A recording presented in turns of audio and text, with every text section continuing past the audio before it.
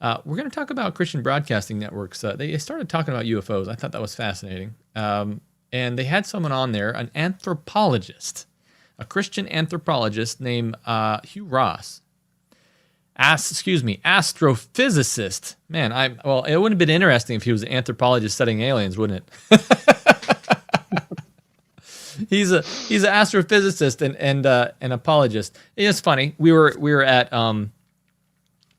this Ark encounter. We had a meetup with the channel, and I remember Matthew saying, "You don't read the words, do you?" I said, "No, I don't. I just look at the first and last character, and I assume that's the word." Astrophysicist tonight. At least I caught it. Okay, let's jump right into it. Here we go. I was an amateur astronomer before I became a professional astronomer. So every university where I served, they said, you have to handle all the UFO reports. So, and about 99% of what people would report to me as UFOs, I could explain as natural phenomena, a hoax, or secret government military activity. But there's a 1% residual that falls in a different category. And these would be UFO phenomena that observers report violating the laws of physics. On the other hand, they leave evidence indicating that they're real phenomena. And that, I think, explains why you have a lot of scientists and skeptics saying this doesn't exist, because they come from a worldview that doesn't permit the existence of non-physical reality. But as a Christian, as a believer in the inerrancy of the Bible, I do believe in the existence of non-physical reality, because the Bible tells us God created two different species of intelligent life, one that's constrained by the physics of the universe and one that is not. And we're talking about humans that are indeed constrained by the dimensions and laws of physics of the universe, and angels who are not. And these angels live in a different dimensional realm, but God has given them the power to come in temporarily into our realm. So I think that's where that 1% residual falls. And some of the strongest evidence for that is that where you got multiple observers tracking a UFO going through the atmosphere, which means we can actually calculate its trajectory and velocity. And the velocities often run between 5 and 25,000 miles per hour. But the observers never record the occurrence of a sonic boom or a heat friction trail behind the UFO. If it was a physical object, you would get a sonic boom. You would get a heat friction trail, just like you do when one of the spaceships go through our atmosphere from the International Space Station. However, there are a couple of thousand cases documented where the UFO not only goes through our atmosphere, it crashes into the Earth. And when you go to the crash site, you see a crater. If there's snow, the snow is melted. The vegetation is consistently damaged. But as you investigate that crater site, there's never any debris. There's no artifacts. If it was a physical craft crashing into the Earth, you would be able to recover some debris and artifacts. But the fact that you see a crater and melted snow and damaged vegetation means that something real caused that.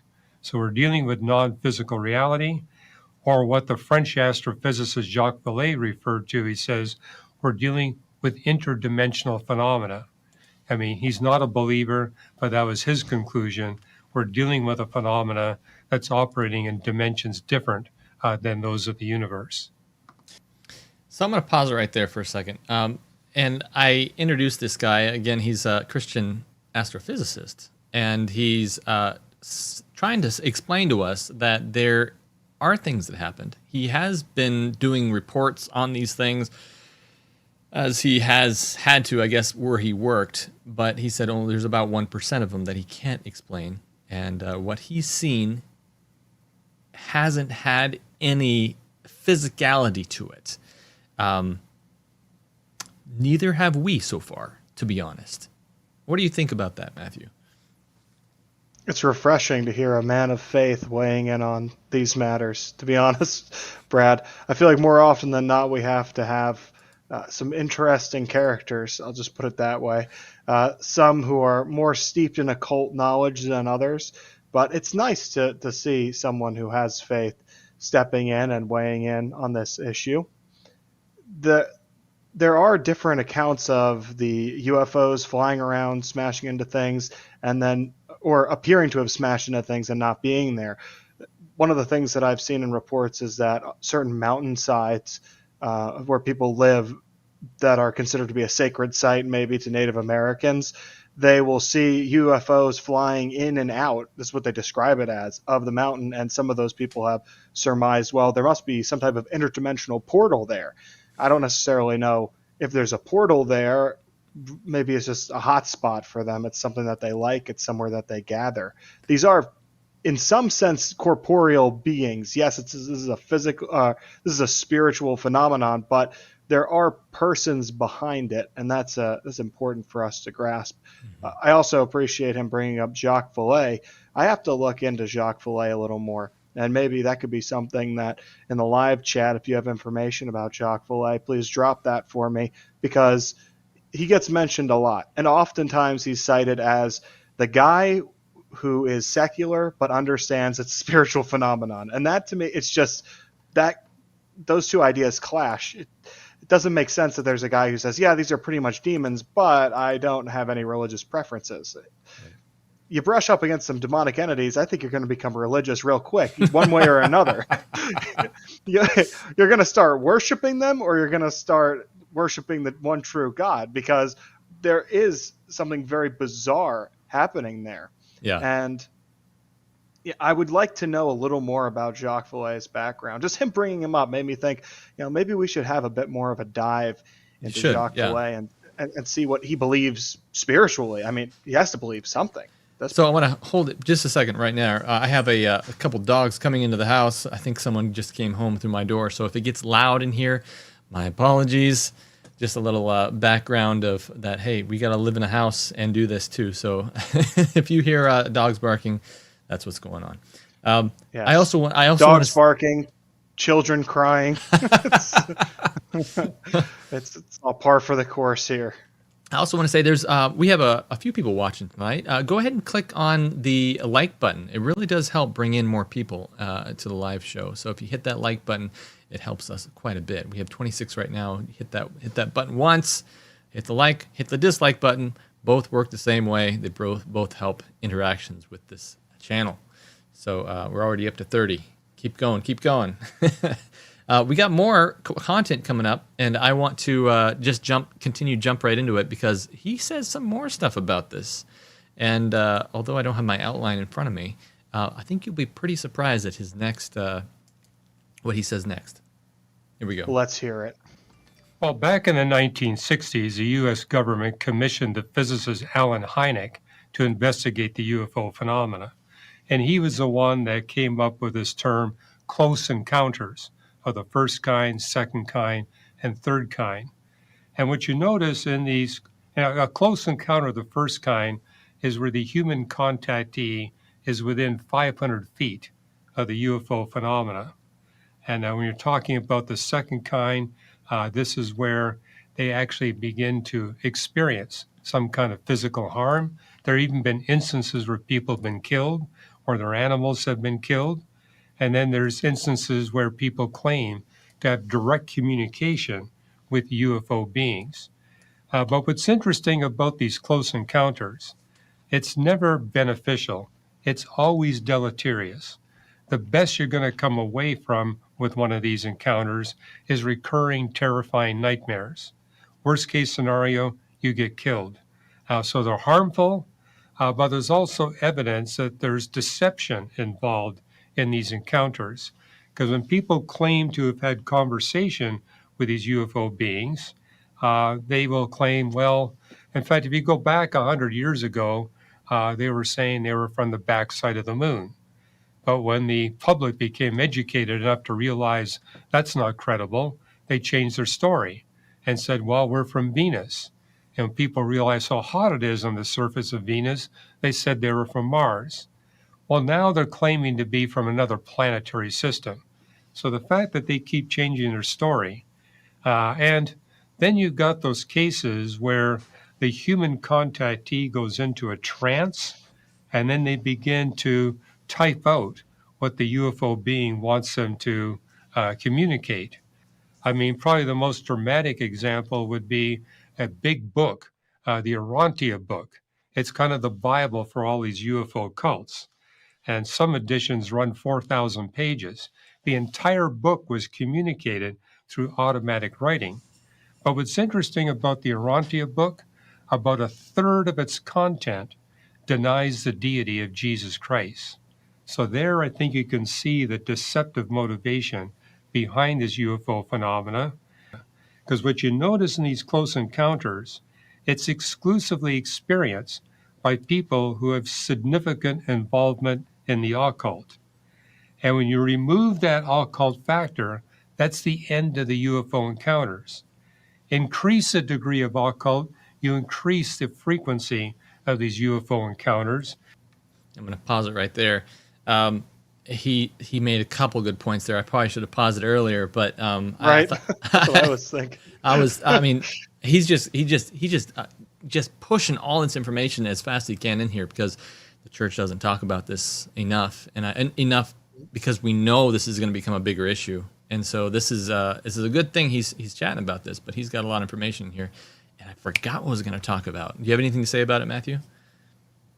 You mentioned the close encounter scale, and originally Hynek did devise that scale, and it went up to 3, CE3, but now we have some extensions that are on the scale. And once again, bringing up Jacques Vallée, he introduced CE4, which would be when a human being is abducted by a UFO or its occupants.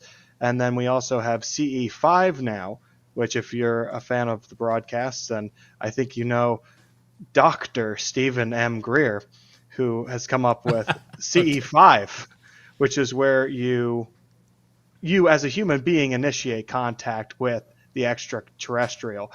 And what was cool about what that, yeah, it's communicate. What did I say? Oh, initiate contact. I was just making. Oh yeah, okay. Making sure I didn't say something weird. Sorry. What that guy also brought up was the occult activities, and how when the occult activities lessen, then the veracity of the contact lessens, or even the frequency of the contact can lessen. But when you start to increase occult activities, you start to see an increase in it. And that is exactly what the CE5 program does for people.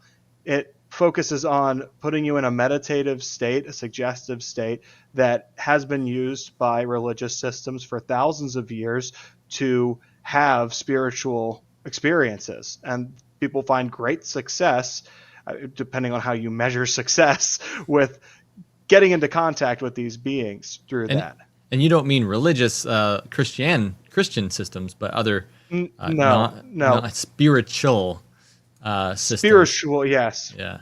Namely Eastern mysticism that you would find in India, Tibet. There was a big movement in the 60s where people became fascinated with mysticism from the East, and the reason was because they weren't satisfied with Christianity anymore. It went against the way they wanted to live. They wanted to live under free love, and they wanted to do the drugs, and they wanted to do as thou wilt. Right. That became the saying of the age, and they were able to find that sense of spiritual freedom in the Eastern mysticism, and it's just evolved over time, over the decades. And now I would say the closest thing to what the hippies were using spiritually, as far as their exercises go, can be found in the New Age movement. It can be found in people who want to contact entities of any kind, whether they be interdimensional, extraterrestrial. Those are the practices that are now put into place. Absolutely. Yeah, I don't want to add one. There's actually one more CE, close encounter division, if you will. That's CE6. Joe Jordan told me CE6 is when they actually see something that has died due to one or closely connected to one of these encounters, whether it be human or I'm not sure if it goes into animals or not. But I know CE6 is the one you don't want to experience. You don't want to experience any of them, but that's the one you definitely don't want to experience. Yes, and that CE6 type of encounter is the one that we've even seen Tucker Carlson come out and say that people have died from it, and we see Ross Coulthart as well. So there is going to be, I imagine at some point, the names of people who have been killed, whether they be pilots, military personnel, civilians, that type of a thing, will be put out, and there will be a proper observing of maybe like a memorial service for all of these people one day. But I think it will be blamed on the bad aliens are the ones that did it. Right. Even though they're playing good cop, bad cop, and they're really all the same, they can say these poor people, they're victims of this intergalactic war that has been raging for millennia. And yeah, that's what's going to happen. But Wendy, I want to bring Wendy up. Wendy in the chat here, she brought up a good point. She says that they're always changing their location where they come from. Huh? Right now, it seems as if they're not saying this, but it seems as if they're all coming from the ocean. And so I think that's interesting that they say the dark side of the moon, they say Venus, they say Mars, but they're here. they're on Earth. This is where they've decided that the rebellion is going to hail from, and so this is the deception is that they are trying to deceive us from here, from being hidden. However that's occurring, we don't know. We see through a glass darkly right now, but there's still more clips. So unless you have a comment on that, I'm going to jump into the next one. Just to add on to that, I see things about them being in the ocean, yes. And every documentary you see on the ocean, nature documentary, they say, oh, we've only explored this small percentage of the ocean. The other place that I see ramping up in more intensity is Antarctica, because there are some really weird restrictions internationally on who's allowed to conduct research in Antarctica or to be there. And I could see some weird ice base type of a thing, just as a supplemental to what you're saying in the chat. All theory, but I think we're going to see some pretty wild stuff as things move on. And he's going to say some pretty wild stuff here in a second that I think that we can jump off of and kind of prove stuff from the Bible. So check this out. You notice there's a much higher incidence of these close encounters in nations where there's a high incidence of occult involvement. Examples would be France, equatorial Brazil, and I got to see this firsthand when I went to the Soviet Union when the communists were in control. And what I noted back then is that the Soviet Union was sponsoring occult physics research at their major universities. And so a lot of the physicists I was engaging at that time were deeply involved in the occult. Many of them were demon-possessed, and many of them were having these close encounters with UFOs. Now, when you go back to Russia, the incidence of that has dramatically dropped because the incidence of occult involvement has dramatically dropped. In states where there's a higher involvement in the occult, you see a higher incidence of these close encounters with UFOs. Good examples of that would be Alaska and Hawaii. And in those states in the Union where there's a very low incidence of occult involvement, likewise, you see a much lower incidence of people claiming to have these close encounters. But my passion is for the individual that's having these encounters.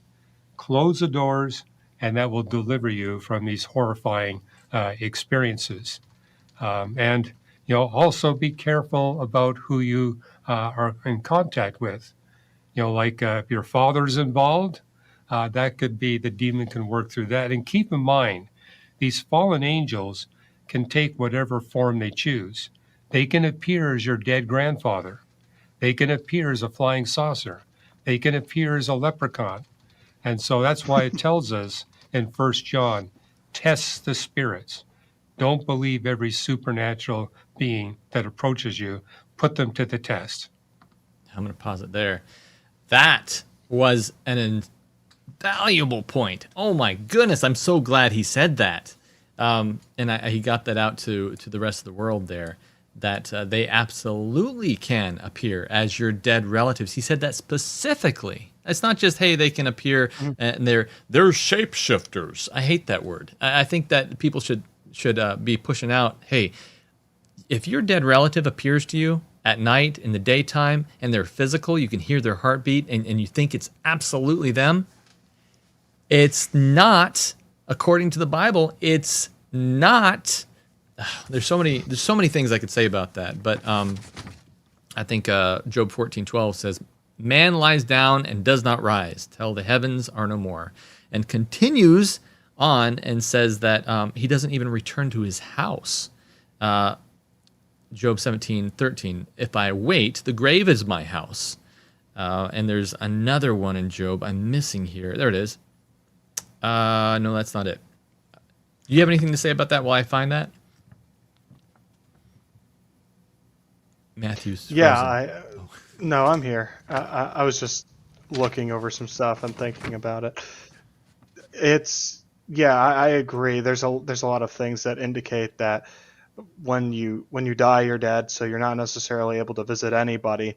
It's nice that he brought that up. I'd like to know what his background is, what doctrines he believes in, because it's encouraging. Even if he's someone who believes in the doctrine of the immortal soul, which is something that I disagree with. I think that it appears in all pagan religions, and I believe that Bible-based Christianity is radically different from pagan ideology and pagan religion. So the immortal soul, I don't find that in the pages of the Bible. But even if this guy believes in the doctrine of the immortal soul, he's saying that the demons will appear as deceased loved ones. That gives me some hope, because it says that at least it's on the radar. It's something that people are aware of to look out for. It's not going to be something where it's like, if you tell someone that this is a demonic entity visiting, they're going to go, no, this is my dead loved one. How dare you say that? It's something that they'll at least say, you know what, you could be right. Even if I believe that my dead loved one is still alive in some capacity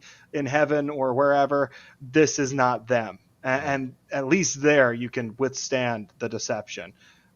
I think another good point this guy is full of good points, really.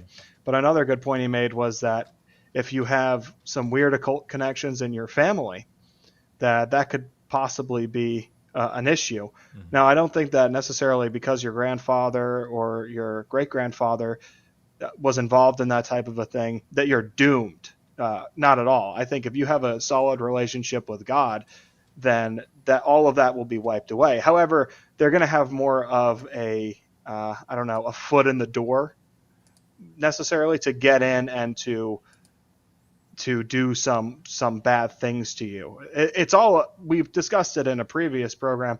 I think it was last Sunday. We were talking about permissions and how it's a permission-based thing where their ability to mess with us and to do bad things to us directly, that is tied into there's something that gives them almost like a legal access in the court of heaven. They would get to stand up and say, hey, I can do it because so-and-so has this little idol in their home. Yeah, they might not know that it's an idol of a deity, but they put it in their home and they put it on a mantle and it's significant to them in some place. Yeah. So I get X amount of access. And I think that's how the system has been set up, because even God, Jesus says that he's standing at the door and knocking, and if you allow him to enter, then he'll come in and sup with you. But that's it. He's saying, if you let me in, if you give me the permission for that I can come in, this is something that I will do and something that I want to do. 100%. I just want to say, I was looking at the Ten Commandments the other day, and this is just something I wanted to include with that whole, if you're a grandfather or something. This is in the second commandment, talking about idolatry. Thou shalt not bow down thyself to them, nor serve them. For I, the Lord thy God, am a jealous God, visiting the iniquity of the fathers upon the children unto the third and fourth generation of them that hate me. So right there, you can even see there's a generational cursing kind of taking place. That God says, yeah, when you do something and you bow down to these idols and you worship false gods, you're tainting your family line, essentially. It says to the third and the fourth generation. So yeah, and it's not, a lot of serious things are business. a lot of things are attributed to God in the Bible, but not necessarily God himself is doing it. He's giving it, like when you say a curse, usually what's happening is God saying, yeah, if you do this, this is going to happen. This is a ramification of that, not because I'm saying striking you down with a bolt of lightning, but because that's just consequences. What happens. Yeah. Yes, yeah. And there are consequences for the action. I wanna call out Adrian in the chat. You guys, if you want to follow someone that's doing something that's finding all the information on Facebook, follow this guy, Adrian. He's in the chat right now. And I don't know if he wants me to point out his whole name, so I'm not going to say it. But if I don't have a show, boy, I just go to his Facebook channel. He's got everything. I'm calling him out right now because I've been trying to get him to get into this Discord so that we can benefit from everything he's posting, and it's phenomenal. So he's on the ball, and if anything, he could have his own YouTube channel doing this. He pointed out, he commented just now. He said Jacques Vallée, I guess I should say, says, I pointed out in The Invisible College that the structures of abduction stories was identical to that of the occult initiation ritual. That's what Jacques Vallée says. And I thought that was fascinating that he would equate those two together, that they would have some kind of strange connection. And that he has knowledge of it as well. Right. You have to have knowledge of it to make that type of a connection. Right. I want to point out, too, we have open phones tonight, so be sure to watch for the phone number down in this area down here. It's going to come up. You'll see it run across the banner. And so you can call in and talk about what we're talking about tonight. We're going to reveal that topic in a second, but we want to make sure that we stay on topic, not just have open phones for random stories. This, although this may seem like Art Bell, it's not. Although I loved that show when I was a kid. Something else I thought they pointed out was interesting in there that was that I wished he would have said that you can call on Jesus' name to stop it. I was surprised he didn't mention that. Joe Jordan in his books and in his research, he's pointed out, he says, I have over 400 documented cases where the only entity that was called upon, that was able to stop it when they called upon, was not Buddha, was not Krishna, was not any of these other Eastern religions, but absolutely 100% Jesus Christ. And so if you're able to call upon Jesus Christ's name and it's able to stop it, I wonder what that means about that religion. I take a step back, but it's something that everyone should think about and look into, because obviously this tells us two things. Christianity is powerful, and number two, this UFO thing is not just some aliens from far distant galaxies that are here to help us. It's probably something that's against Jesus Christ. And I'll lay the floor back to you, Matthew, if you like. No, I agree with what you have to say. Do we have any more clips from this guy? We do. We have a couple more. High examples. We don't see much of them. Oh, this is one more thing before we go into that I wanted to mention. He says we have examples of them in areas that are occultic. What's interesting is there's not many examples. This is what the naysayers will say. There's not many examples of them in Asia. And what Joe Jordan brings out is the reason why that is because they are focused on not the skies right now. They're focused on life. They don't have time, as Americans do, to sit back and watch.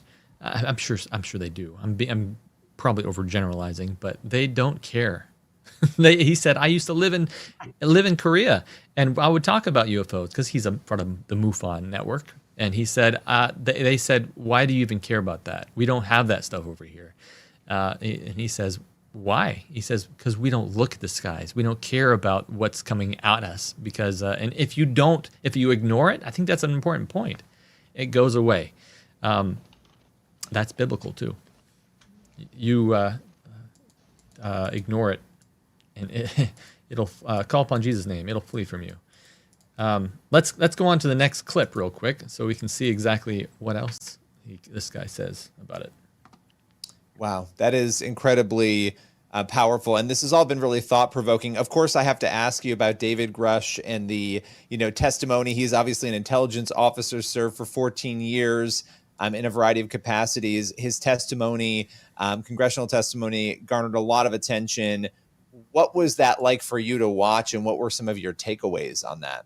Well, he's been speaking about this for many years. And what I noticed in his testimony before Congress is that he softened his claims a lot.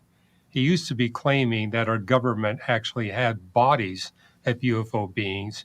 He basically says, no, what we have is biologic tissue. And he was also hedging his claims about what they had in the way of their hangars. But he stood by his claim that our government actually has significant physical pieces of alien spacecraft dating back to 1933. And so I wound up doing a podcast on why his claims should not be believed. They're not credible. I mean, I can give you 3 quick reasons. Number one, U.S. government security is not up to the task. 6 decades of cover-up of something that fits in multiple hangars, where you got 20, 30, 50-foot pieces of artifacts. I mean, you're young, but I can remember when Richard Nixon, as a U.S. president, tried to cover up a single audio cassette tape.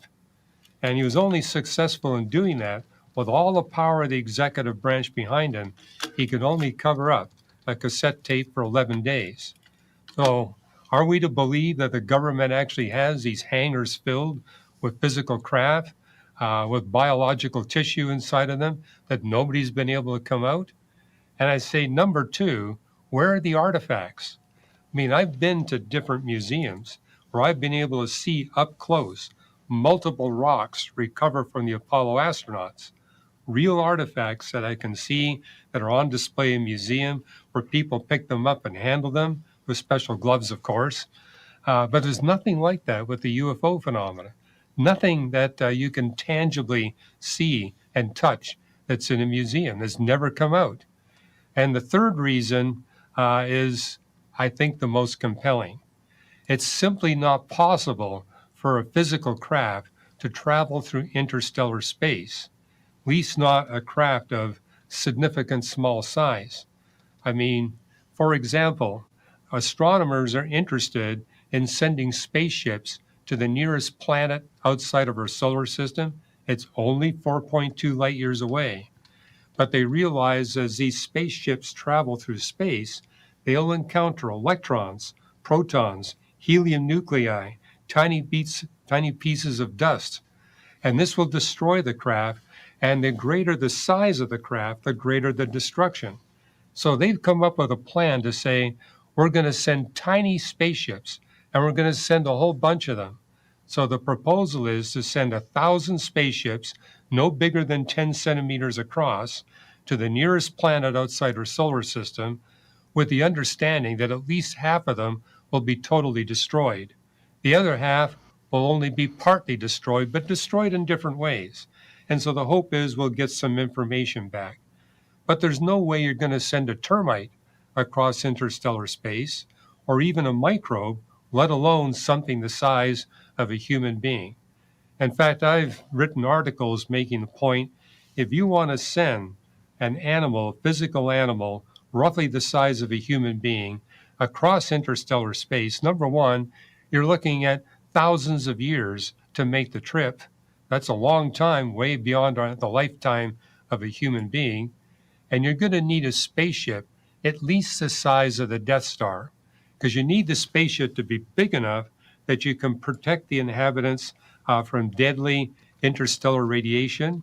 And you also need to be able to provide them with artificial gravity and enough sustenance that they can survive trips that are going to last thousands of years.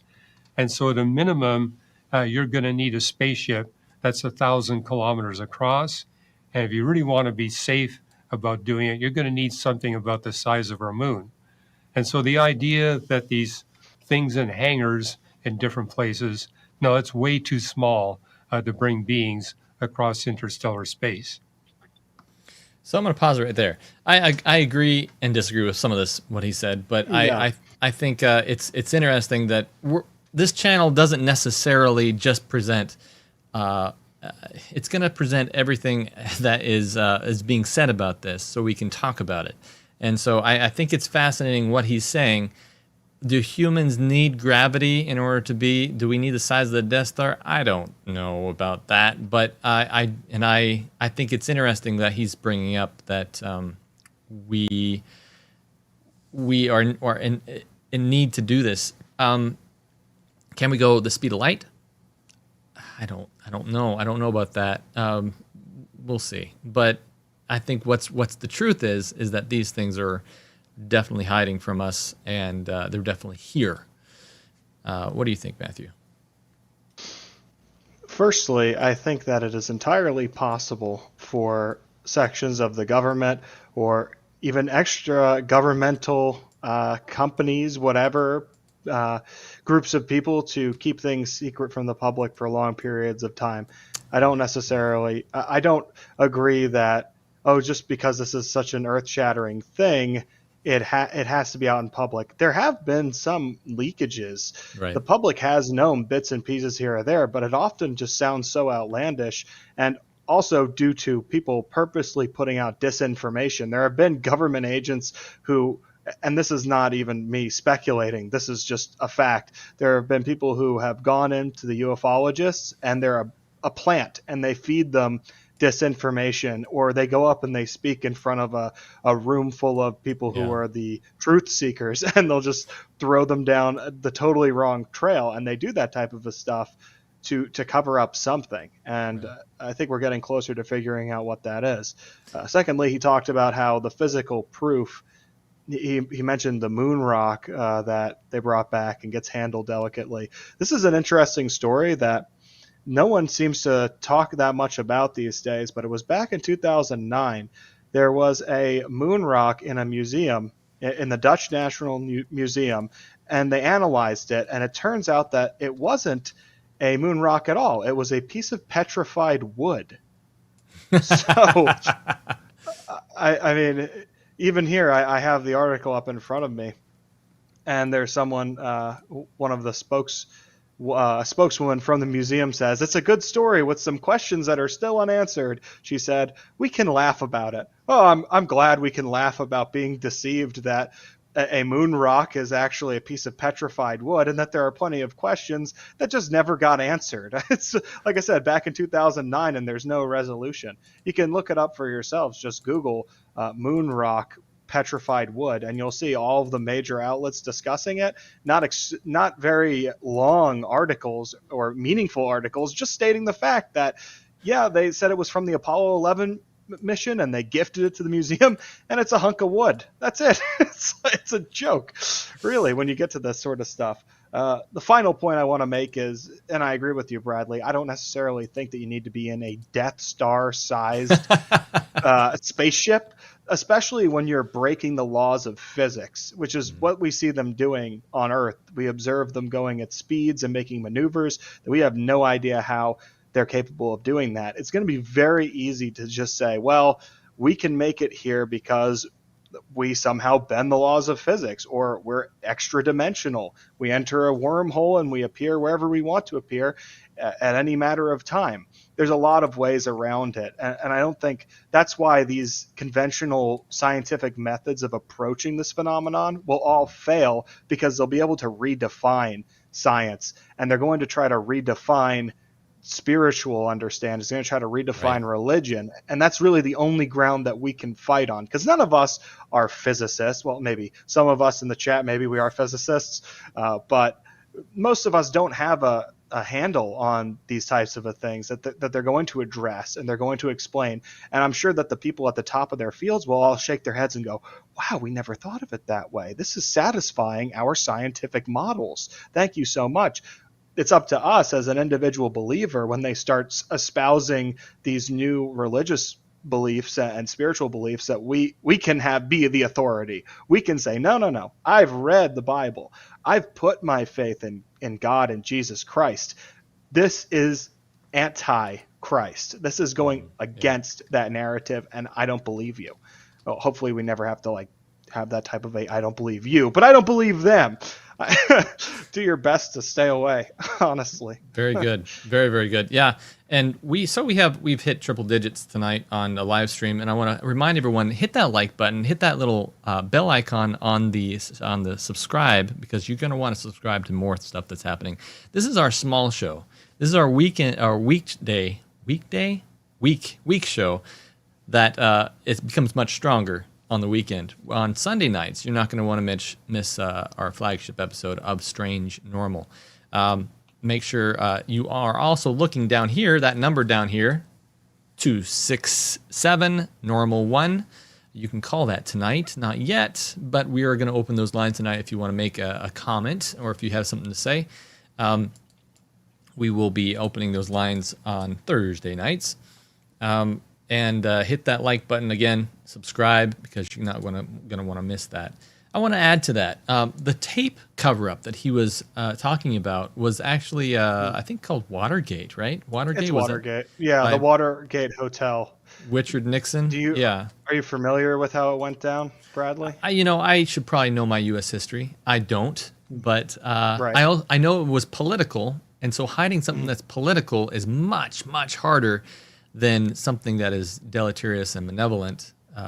That would be much, much easier, I think, if there's something coming to you and saying, oh yeah, by the way, we've created all religions on earth, and we've created you guys, and we're experimenting on you, and we want to cover this up, or some weird story like that they have said these things have told them.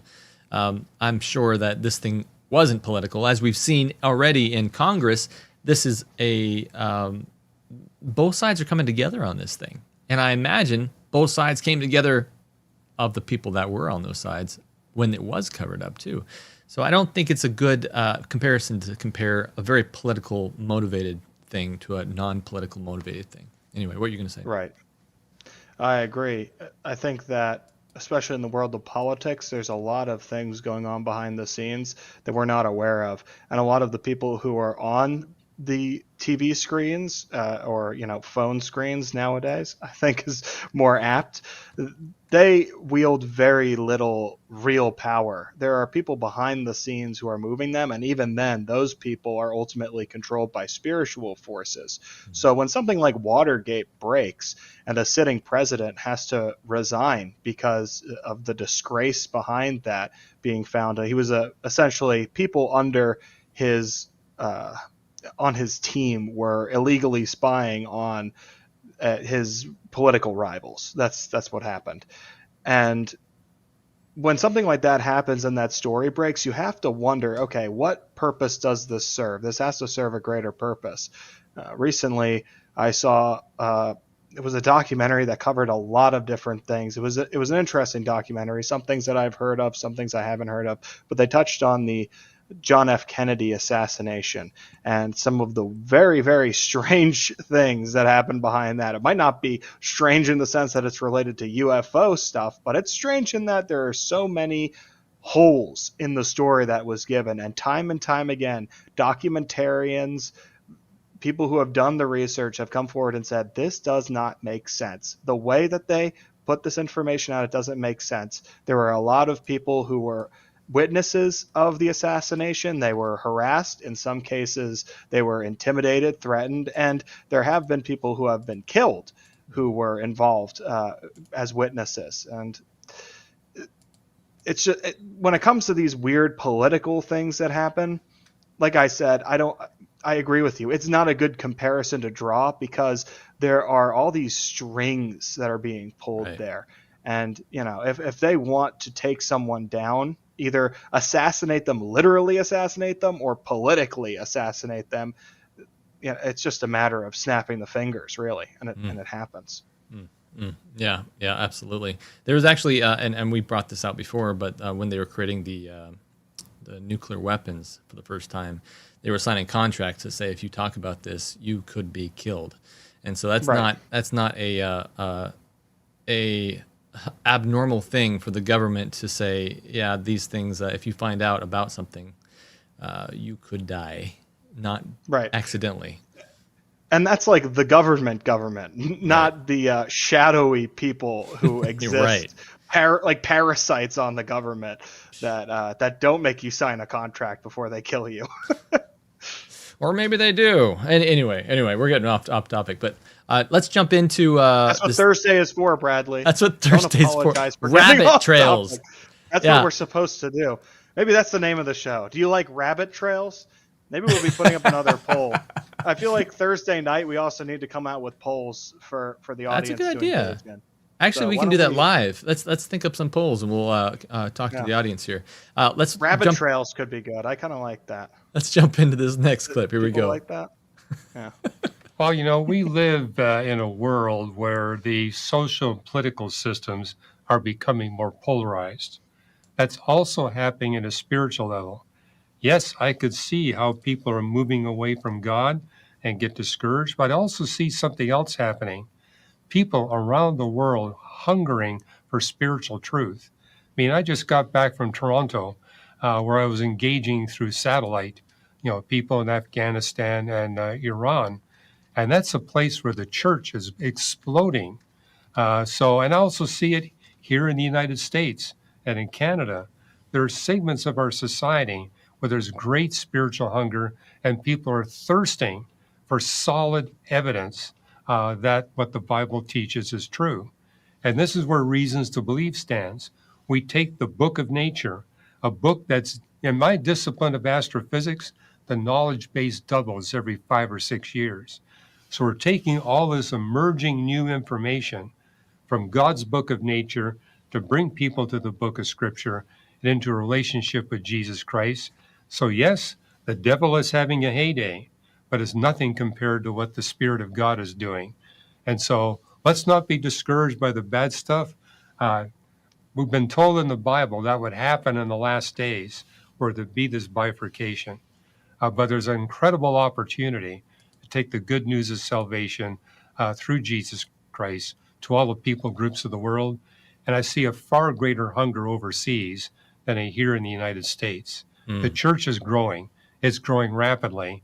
But God wants to transform all people groups here in America as well.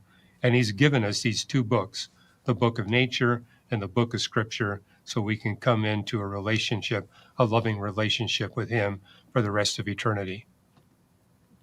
Very good. Wow. Amen, Hugh Ross. I think that's an important... that's a great point to make because, and I like to make that point here on the channel from time to time, as dark as some of this stuff can be, as weird as it can be, ultimately it's all about the good news. It's all about the second coming of Jesus Christ. That is something to get very excited about.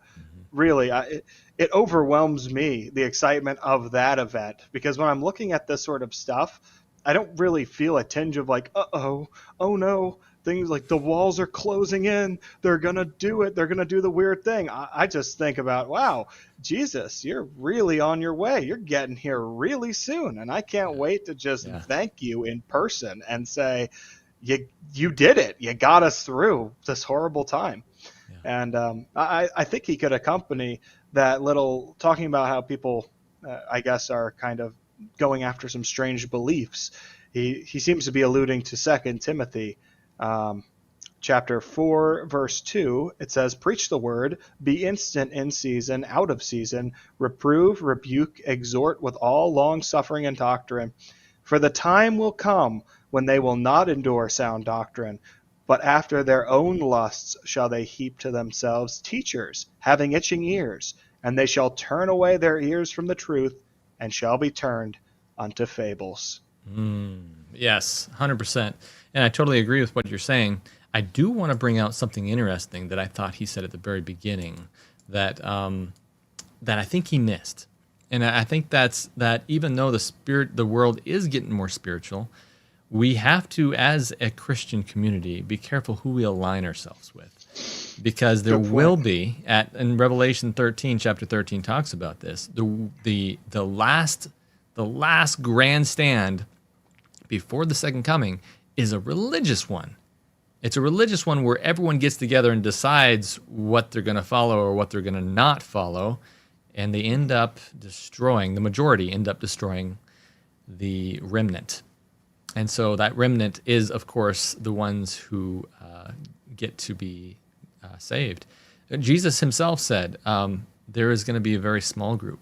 He says this very, very small group. I'm going to have to look up that verse, but wide is the gate and narrow is the way. And so I think it's very, we have to be very careful what religious groups we align with. Are we going to align with one that aligns with, that accepts and brings in every single doctrine that we could possibly think of, that brings in something that is not according to the Bible? That is the most dangerous thing that we could possibly do. Or are we going to say, hey, we're going to focus on sola scriptura. We're going to say what the Bible says is what we believe as Christians, and we believe that the majority is usually not the ones that are correct. That's what I think. Even though that everyone's becoming more spiritual and this looks like a good thing, it's the majority, it is going to look like a good thing. But it might not be. So, yes, and there are many people that I consider Bible-believing Christians that seem to be able to identify a threat on their horizon, and it's the threat that you're talking about, where we need to be careful as Christians what groups we align ourselves with. Right now, there is a large movement. It's known as the Christian nationalist movement, and I think that's one that we need to be very wary of, because it can seem very attractive, especially if you've been embroiling yourselves in politics. Politics are designed to incite you. It's designed to polarize you. And right now, politics are at I don't know another time where they've been so at odds with each other on every single thing. If you want to fight somebody about some issue, I guarantee you that the two political parties in this nation, in the United States specifically, are already fighting about it, and you could just jump in on their argument. It's important that we as Christians remain observers. It's very hard because, yes, we do have these strong opinions on some of these things. Namely, I can think of abortion would be one that we have a strong opinion on, because life is sacred and God has knitted each individual in the womb, and that is a life form, and they shouldn't be murdered. It's wrong. But at the same time, we can't hitch ourselves to a political organization and argue from that standpoint. We need to do it from a biblical standpoint. right. Because ultimately, who is fighting our battle? God is fighting our battle. Jesus Christ is our commander-in-chief. It's important that we surrender over to him so that he can be the one that gives you the orders, so that you know where to march and what to say and what to do. That's why you have to pray. It's important before you have an engagement with someone, especially if you know you're going to, pray for the Holy Spirit to help you and to give you the words. It's like the first chapter of Jeremiah, where he says, I'm a child and I can't speak to them. And then he's touched on his mouth, and it's, behold, I put my words in your mouth, and go forth.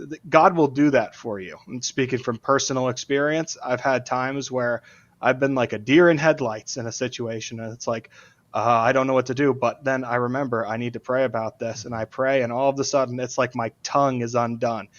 Jesus walked around, and people who were unable to speak, the dumb, he was able to just open up their mouths. It's just like that. It's like all of a sudden, from being like, what am I going to say? It's like, oh, this is what I'm going to say, and it's just been effective and wonderful. Yeah, I've often said it's like a third option. You see two options that are presented before you, and you're like, I have to pick one. They both look terrible. Which one am I going to pick? Mm-hmm. If you just slow down, pray about it, and then open your eyes and see what God has to reveal for you, there's a third option that you didn't see before, and it's a test, and that's it.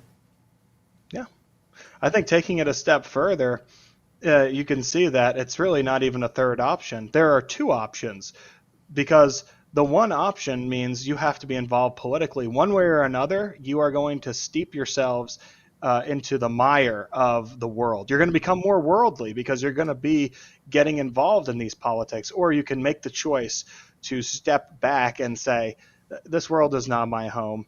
The kingdom that I want to belong to is not of this earth. And you put your faith in Jesus Christ. So you can just like eliminate those options altogether, because they're just not fruitful in the end. and just be aware of that. I think it's important that if you are aware of it, raise awareness. Let people know, hey, we as Christians are not going to storm the establishments and erect a cross on the White House lawn. That's not what Jesus has asked us to do. So it's important that we have a strong hold on that. Very good. Very good.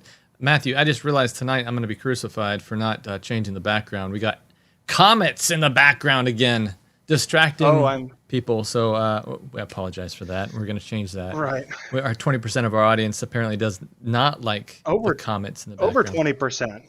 Honestly, I was surprised. Yeah, I think it got up to like 23% last time I checked. I thought it would be less than 10%. I told Bradley, I was like, yeah, we're probably going to see less than 10%. It's okay. Then they'll see how many people aren't. But once it got up to like 20%, I'm like, okay, it's a significant portion of the audience. And if it really helps somebody to focus better and to pay attention, that's what we ultimately want. Yeah. But yeah, maybe we'll have some cool backgrounds. I like the one you came up with on Sunday night, the strange normal one in the background.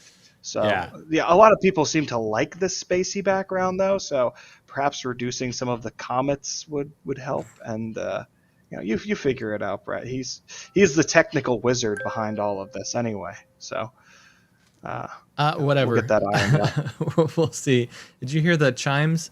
I think that means I did. My phone's connected to the thing. So what a lovely sound. Actually that was not it connecting. That was it telling me that it reminds me to go to bed. My phone does. Yeah. So it was like do saying your bedtime is set. Wind down starting soon. So that's my phone's smarter than I am. I want to acknowledge Rogu. Thank you so much for the super chat. This doesn't happen. This whole thing doesn't happen without you guys, and we want more of you to participate. If you think this is valuable, please go ahead and go to patreon.com/strangenormal, and you can connect with us. Any little bit helps, and you can be a part of our Discord group, which is a fantastic group of almost 70 people now, and they are constantly searching all throughout the day, all the different stuff that's happening, and finding the stuff that is the most interesting and pertains to these last day events that are happening right now. It's patreon.com/strangenormal. Join us there. We can open the lines tonight, I think, Matthew. Right. Well, what is tonight's topic, Bradley? What would you like for our viewers to call in about specifically? I haven't really thought about it. Let's say, what do they think about? Boy, that could get hairy, scary. Let me think. I was going to say, what do they think? Brad. The hot button ones. I know the hot button topics, and I'm not going to touch them. And that's for some reason that's the first thing that came to my head. What do you think about? I'm not even going to say it. Yeah. Let's do. Oh, Meredith, thank you so much for the super chat. Meredith is one of our patrons, and we appreciate that. Background is good, she says. Yeah. Thank you for the super chat. There is a loyal following for the background, so I want to do something for them too. We can't, we need to be fair in our judgments here of what we do. So what is anybody, topic? So tonight's topic, let's talk about the connection between. I should have decided this beforehand. Let's go with. I have no idea. What do you think? No, I was pushing it on to you because I don't have any ideas. That's why. Well, let's just talk about the video. Let's just talk about the videos that we've seen so far. Anything that you've seen in the video tonight that you thought was interesting. Yeah, well, here, I've got it. Because this was Christian Broadcasting Network, right? And normally they don't touch stuff like this. If you call in and tell us about a scenario where someone in the Christian community has been talking about this issue. Because I actually have a good, and I don't know, did I mention this on here? Or it may have been off air with you, but I'll bring it up again anyway. That's what I want you to do, by the way. That's tonight's topic.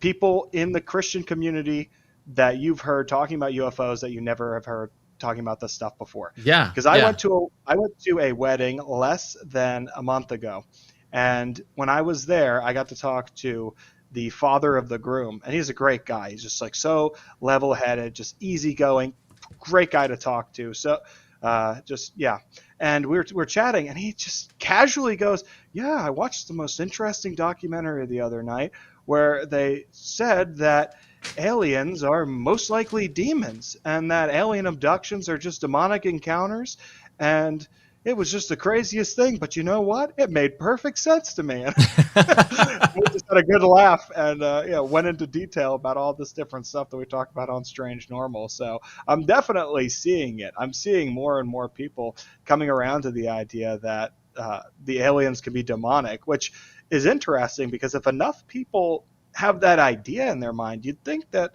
they wouldn't try to do it because there's enough happening. But at the same time, Jesus Christ comes into the world, all the scriptures point towards him, and he's doing all these amazing things, and people are denying him. So maybe all of the evidence is obvious that these are demonic entities, but people are just going to deny that they are demonic entities. It could just be a complete flip. So Absolute. We'll see how it goes. Absolutely. And, a lot of my friends, I've had people come up to me at church and just say, hey, I follow what you're doing on Strange Normal. I had, this floored me. I'm going to multi-thread here. I was at the hospital. My father was having some serious surgery, as most people know. And we were sitting there contemplating him going under and having to take this. We were sitting in the room, and the anesthesiologist came in. I won't call him his name or anything because I respect people's privacy. But he's like, "Hey, I appreciate what you're doing on your channel." It absolutely floored me. I mean, I sit in, and the reason why it was because I went to school from grade 1 to high school with his wife, and I didn't realize. Imagine you doing a podcast about UFOs, and you're realizing your friends in high school are watching it with you. I mean, it was like, oh, well, thank you, I appreciate that. But what did I talk about? I mean, it's. I have to admit, the topic is strange, and you don't expect to just go back to all your high school and elementary school friends and start saying, "Hey, by the way, let me tell you about UFOs." It's just not something I would ever consider, but something maybe we should consider. And so anyway, the anesthesiologist was like, "We really appreciate what you're doing, and it's fascinating to see what's going on." And so you just don't know who you are influencing by just mentioning it, even at church, at work, anywhere. You are truly an influence wherever you go, and whatever you say. Your words permeate the room like a perfume, and so that's I think what we should be like as Christians, and it was refreshing. So, open phones tonight. I want to plug the line again. 267 normal 1. That's 267-667-6251. Right down there on the bottom of the screen. Is there any way to make it just hold on the number for people? Yeah, I probably should look into some way to do that. Oh, you're talking about? I thought you meant if someone calls in to hold. I don't have a system yet with that. It's just going to ring right through. No. I mean, just like to have the number on screen available at all times. Yeah, I can do that. That would be nice. Yeah. Let me see. You're right about being a representative, though.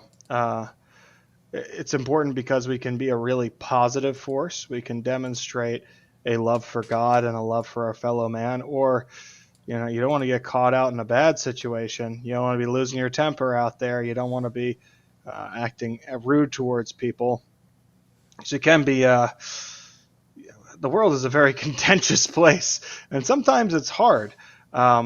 Because this happened a couple months ago, but I went to a drive-through, and I was sitting at the drive-through box, where you talk to the person, and I was sitting there for a good 3 minutes, and I just say it with this tone too. I was just like, hello, is anybody there? Just kind of a nice little, I'm sitting here. I don't know if maybe there's an issue and you don't know I'm here. And the nastiest response was, yeah, give me a minute.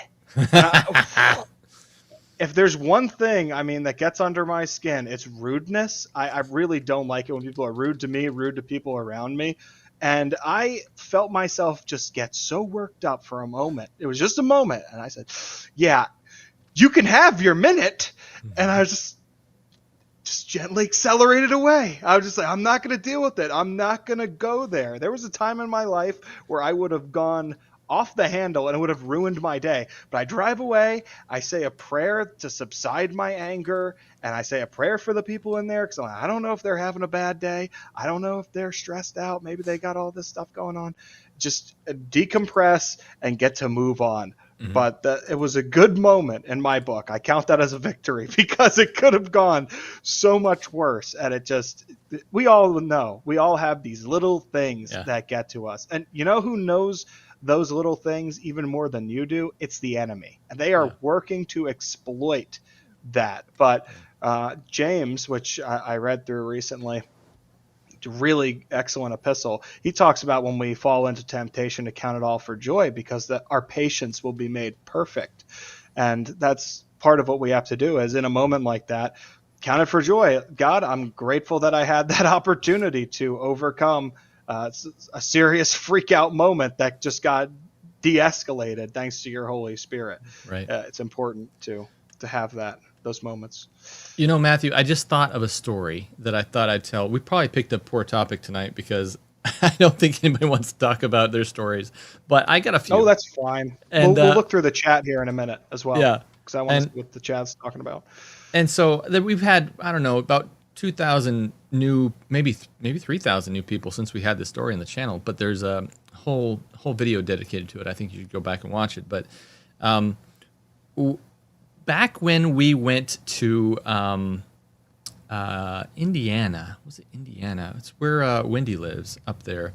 We were coming back from a seminar, I guess you could call it, a presentation on that, and we ended up flying with a man from the... You talked about this on the show. Yeah, a man from the Worldwide Wrestling... What is it called? World WWE. Wrestling Federation. Yeah. Right? World Wrestling Entertainment or whatever. WWE. And so his name, I forget, was Nature Boy on that. You can look him up on Google in your free time if you want. But we were coming down the ramp and someone was saying, hey, that's Nature Boy. And I said, well, who's this? Is he the Nature Boy? I mean, what is the Nature Boy? I want to know what Nature Boy is. And he said, well, he's the Nature Boy. I said, what's on TV? What is that? He said, yeah, he's a entertainment wrestler. I said, okay, well, that's cool. So my buddy Mikey, who's not here tonight, but he was with me, and Mikey was just gung ho. He said, let's go talk to him. And I said, okay, yeah, let's go talk to him. I wasn't thinking about anything. We got off the plane. We start walking in the airport, and we go up and we say, hey, Nature Boy, can we talk to you? Can we get your autograph or whatever it was? And we were just not joking around as being unnice or anything, but we wanted to legitimately talk to him and see who he was and stuff like that. And so he says, oh, so what do you guys do? And Mikey, I gotta commend the man. He was just all out and said, oh, we just got through talking about, we're Christian YouTubers. We just got done talking about aliens. So yeah, Mike is it's a genuine guy. He seems to just like come right out with it. I'm like, oh no, thinking to myself, oh, now we're gonna have to explain all this, and because it opens up a huge topic, and rightly so. And so he's like, oh, okay, and he said, well, that's really interesting. Okay, well, and I thought he was kind of blowing us off, and they're like, I don't know what. Okay. Okay, and we kind of stepped away and we laughed about it among ourselves, and we got his autograph and left. Well, we went to the baggage claim, and it must have been 5 minutes because he went to the bathroom and stuff, and we lost track of him, and we were waiting for our bags, and the Hollywood actor came up behind us and was like, hey, I just want to ask you more about that. What do Christians believe about aliens? And Oh my goodness, that was so refreshing because it opened up a 20-minute conversation that we had right there in the airport talking about UFOs and aliens to this WWE guy, and he admitted he was a Christian too, and he often wondered, and he started telling us stories about what he had experienced and the supernatural phenomenons that he had. And in order to hear all those, you'll have to go back and watch that video, but because I can't remember them all, but it was quite a trip because you just don't know who you're going to run into and who you might influence and who you might get to talk about this. And the stories just spread like fire. And so that's the power of truth. That's the power of the gospel. Yeah. And I hope that he is taking his walk very seriously in these times. I can't imagine being any kind of celebrity and trying to have a relationship with God. Yeah. It would be very difficult because you have these people who are heaping adoration on you. I remember when you told that story, it was like you guys got to talk to him, but then he got swamped by people and everyone wants pictures with him. And what does that do to a man? I mean, it just, your ego suddenly gets elevated to this point where you're, I don't know, I think you get a little ahead of yourself unless you step back, kind of like Peter did, where I believe it was Cornelius, correct me if I'm wrong, chat, but threw himself at his feet and he said, get up, for I am a man also. It's important that as a Christian, you have that notion of no matter what people think of you, ultimately, no, I'm in need of a savior just as much as you are, and I'm not worthy of worship. So you direct that towards God, not towards me. Absolute. You want to take a look at the chat? Let's see what the chat's talking about tonight. Yeah. We have Christian girl who loves Yeshua says, can't serve both God and money. Absolutely. Jesus expounded on that and said that you can't have two masters. You'll love one and hate the other. And specifically, you cannot serve God and mammon. So that's true. If money becomes, I don't think having wealth is necessarily a bad thing. I mean, you look at some of the people in the Bible that were blessed with wealth. And it was a secondary thing, really. Solomon, for example, he asked, give me wisdom. I want to be a wise and just ruler. And God said, because you've asked this of me, I'm also going to multiply your wealth. Just because that's the type of favor God will bestow upon you. And he knows ultimately what will be done with it. Doesn't mean that all of us need to be stewards of massive amounts of wealth. Some people in the prosperity movement might disagree with me and say that poverty is some type of a curse. I don't think that's necessarily the case at all. But there are people who have money. It's just, oh wow, got to be responsible. Absolutely. Sorry, I was just looking at the chat, and I want to thank I'm Mr. Gavin. I'm going to call you Mr. Gavin. Thank you so much for the super chat. What are IDRs? I know. And first, I thought he gave us $500,000. I don't understand what's going on here. That would, Indonesian. It is rupiah. Yeah, I was glad because I don't know what I would do with $500,000 right now. But I'm talking about the money being blessed with wealth. I was getting $500,000. My heart skipped a beat for a second. I was like, oh no. What a! Oh yeah. I mean, no. it does take money to run this channel, and we do appreciate it. But thank you so much for contributing. That's a very generous donation. I mean, yeah. Anything that you want to offer. Again, talking about money and the gospel, there was that destitute woman who cast in, it says, 2 mites into the temple treasury, and Jesus points out and says she's given more than everyone else because she's given all that she has. Absolutely. And that means that, the guy who's showing up with carts full of gold, and the Pharisees are just like, yes, welcome.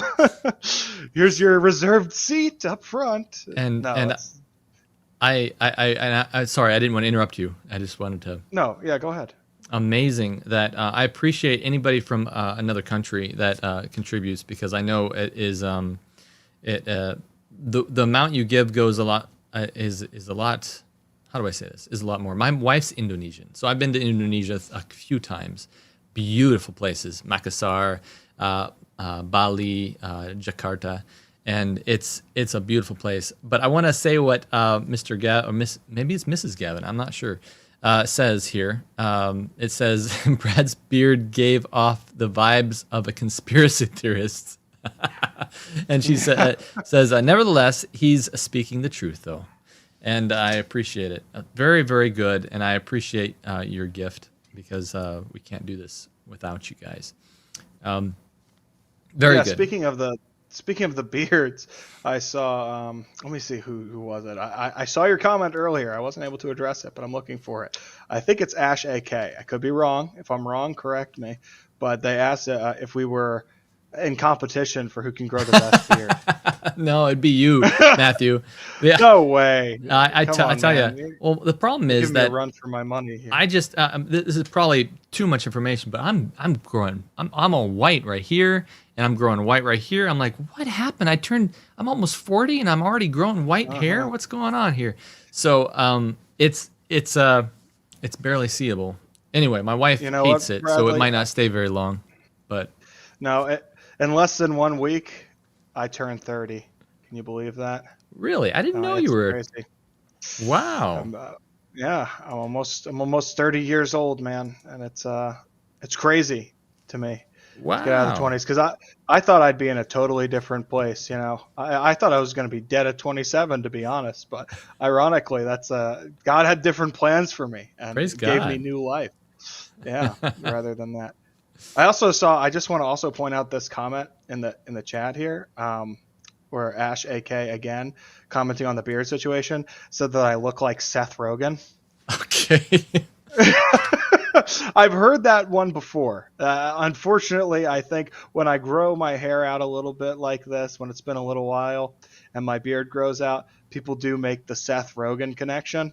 Okay. That's fine. I can look like Seth Rogen as long as I don't behave like Seth Rogen, because I think he can be pretty despicable and has like an obvious hatred of God. There are people in Hollywood. Some of them are like they play it on the fence. They're kind of like, oh, I like all sorts of religions. It's kind of like when people say, I like all sorts of music. I like all sorts of religions. But then there are some people who are just like, oh, you believe in Jesus Christ? Let me just scoff openly at you. Matthew, if you don't mind me asking, I apologize for taking up everyone's time here. We're just chatting now, but what is your birthday? Because I think we're almost exactly 10 years apart. My birthday is coming up in about a week. And so... Well, my birthday is, drum roll please, August 28th. August 28th. Okay, so you get very less. You? Yeah, September 8th. So we're just a few more days after that. Fantastic. Well, there you go. Interesting. Yeah, not bad. Okay, so enough about us. This is I feel funny talking about myself too much, and so I probably said that. Maybe I'll just cut that part out, but I don't know. But identifying information. I know. Bradley, what's your social security number? Maybe our numbers. Have you seen that? Have you seen that like on Facebook and stuff? They're like, well, let's play a game. Tell me about your first pet and what was his name and what was your middle name. And then tell me about your father's maiden name or your mother's maiden name. Father's maiden name. And so I'm thinking to myself, yeah, that's not a game. That's the way to get all your all your password questions that you say. Yeah. So I think that's an awful tactic too. It just shows the world we live in because there are a lot of innocent people, sheltered or otherwise, who see that type of stuff, and it's like, oh, it's just a fun game. I wonder what everyone else's first pet's name was. No, there's sinister people like fishing your information out of you, and I look forward. This part of the reason I look forward to living in the new earth so much, in addition to having God dwelling with us and all of the glory that entails, the interpersonal relationships are going to be so much better because there's no one who's actively looking to do something sinister or underhanded. And you know how many weird occult signs and symbols there are? It really bothers me. A good example is Russell Brand. He goes around with 33. He's done 33 everything. And if you know anything about masonry, 33 is a pretty significant number. But it'll just say, oh, 33, I love 33. It's my favorite number. Oh, it's just your favorite number. And then you have Elon Musk, who has changed Twitter to X, and there's some occult implications behind the letter X. And when he's asked, it's just like, oh, well, X is just my favorite number, or favorite letter. It's like, you're a grown man with a favorite letter, Elon? I don't think so. This is in kindergarten, okay, where we go around the classroom, what's your favorite color? But it's just ridiculous. I look forward to a day when there is no sinister undertone. And if you tell me that you have a favorite letter and that favorite letter is X, I can go, cool. That's great. Yeah. Doesn't set off any alarms in my head. On a much seriouser note, I have paid for a service, and this is just between us and the rest of the world, I guess.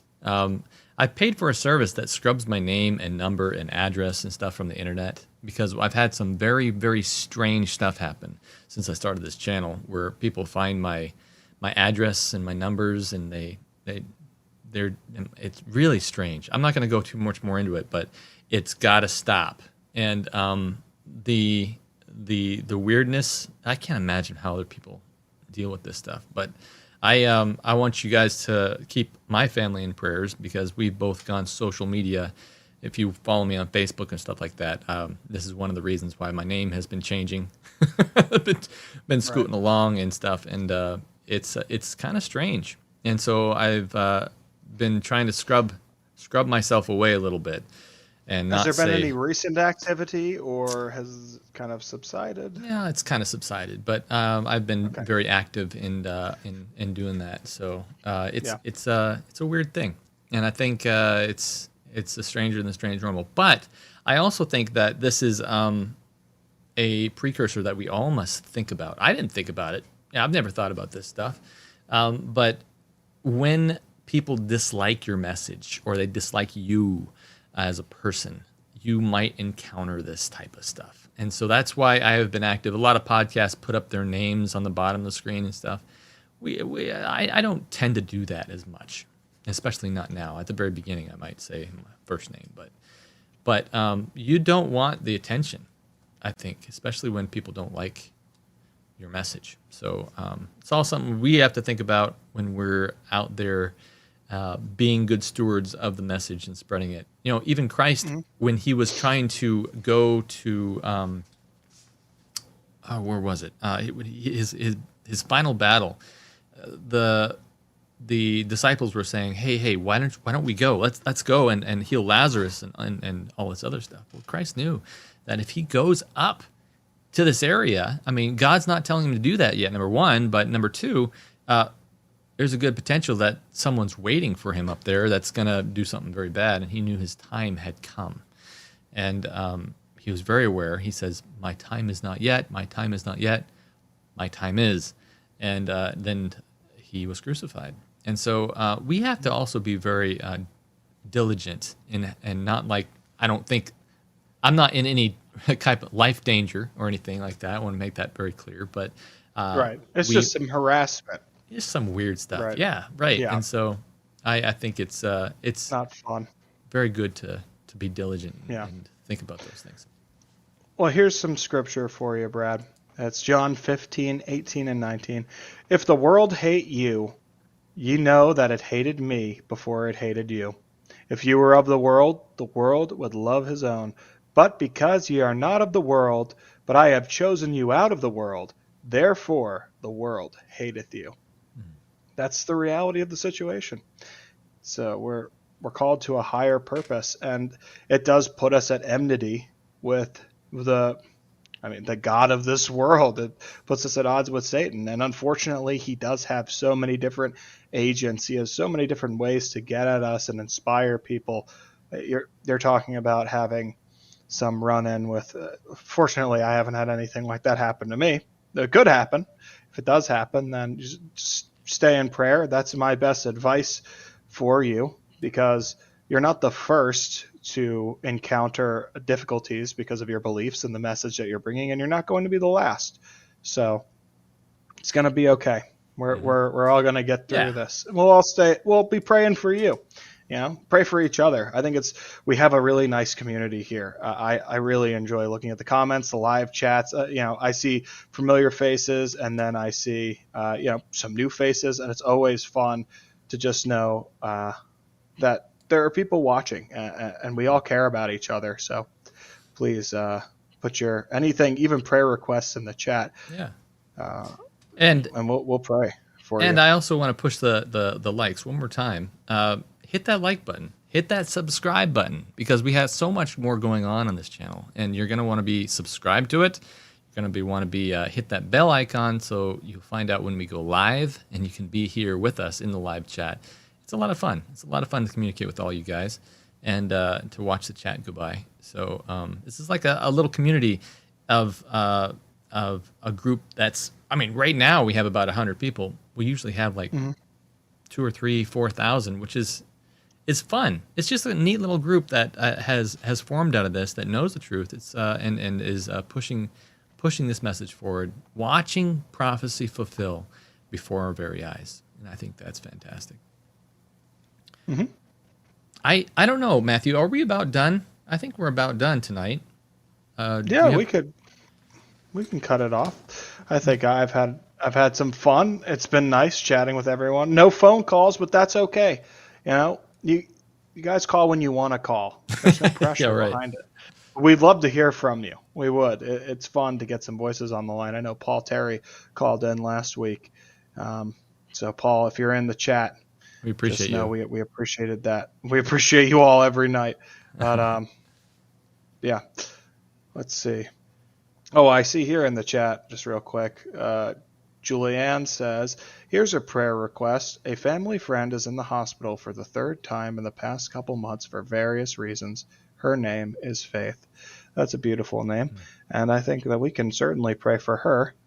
And I think I also saw a comment from a person named Zachariah Rutledge, who said that they weren't feeling well, and anyone who was reading to say a prayer for them. So, Bradley, let's conclude with prayer, and let's pray for Faith and for Zachariah. Would you like to do the honors? Bring us out?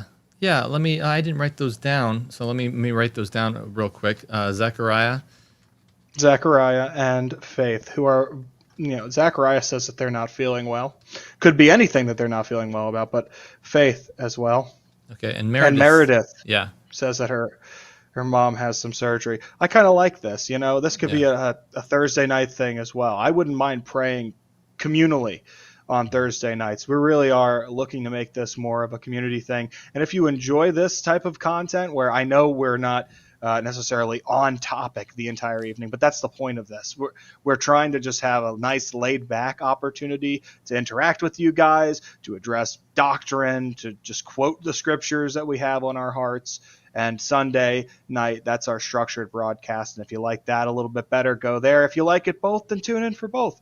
But yeah, let's pray for Meredith's mother as well. And Lisa is saying, pray for me that the VA will finally get my surgery approved. Okay, yeah. Yes. Let's take those prayers or these requests and get them into action, because we've got over 100 people right now. That's a strong community. So everybody, let's bow our heads in prayer. And Bradley, if you'll do the honors. Absolutely. Father God, thank you so much for giving us tonight, where we can just think about you, honor you and everything you're doing in our lives, and focus on what's the Bible calls is the truth is about to happen. We know that there is spiritualism in the world, and we know that it's here to deceive us. So we want to ask that you give us wisdom. Bring before us a person that needs to hear this message. Help them to bring it up even, and help us to be ready to answer any questions they have about it. We specifically have a few prayer requests, and I want to remember the names of these people that you have already known their prayer requests, because they said it in the chat. And that primarily is Zach, Faith, Meredith, and Lisa. Guide them, direct them, answer them according to your will. We love you, God. Amen. Amen. All righty. Well, that's it. Yeah, and I don't think you have an outro built for this show yet, do you, I still Bradley? don't. Yeah, this is still still just, it's very nonchalant, so. In the Discord, I'm going to post, by the way, in the Discord, any Discord members who are watching, I'm going to put under the design and production tab, we're going to ask and solicit from you guys for potential names for the show, and I want everybody to weigh in, and then next week we can figure something out as far as something other than the after show, so it's not as confusing as As post show. Post show. Yeah, well, yeah, we've got all sorts of shows. Anyway, there's nothing left to say, but I love you. Why? Why do you say that? You have to explain that.